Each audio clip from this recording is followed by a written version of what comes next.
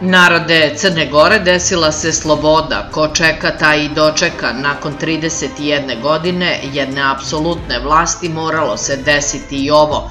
Razlog leži u činjenici da ko udari na Boga i Svetog Vasilija Ostroškog mora tako da prođe, rekao je Zdravko Krivokapić, nosilac liste za budućnost Crne Gore. Kako je naveo, situacija je takva da opozicija ima 42 mandata, a svi ostali 39 mandata.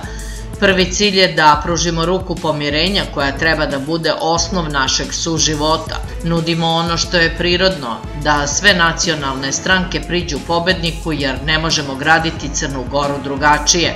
Molim sve građane Crne Gore da ne nasedaju na moguće provokacije, da se ne baci trunka na ovu pobedu i molim vas da proslavimo u svojim domovima, jer se pobeda može slaviti dostojanstveno, rekao je on.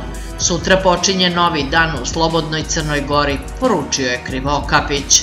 Govoreći o spornom zakonu o slobodi veroispovesti, Krivokapić je rekao da sada znamo da taj zakon mora da se povuče i da treba da nađe najbolji model koji odgovara tradicionalnim veroispovestima u Crnoj Gori. Postojanje bilo kakve korupcije u državi govori o tome da je država slaba. Mi gradimo jaku državu, rekao je on. Kako je naveo, najbolje rešenje za Crnu Goru je ekspertska vlada sa ograničenim rokom. Bez te ekspertske vlade nema boljitka, tvrdi Krivokapić.